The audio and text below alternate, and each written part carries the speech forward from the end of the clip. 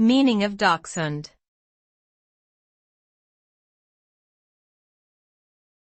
Dachshund.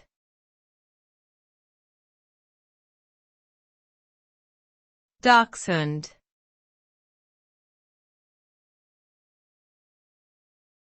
Dachshund.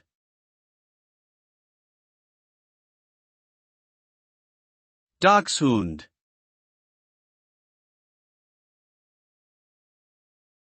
Dachshund is a breed of small hound dog with a long body and short legs, originally from Germany where it was used for hunting badgers.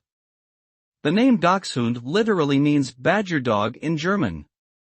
They come in 3 varieties, smooth-haired, wire-haired, and long-haired, and can have a variety of coat colors.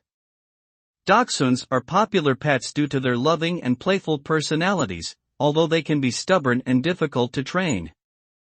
They also have a reputation for being prone to back problems due to their long spine.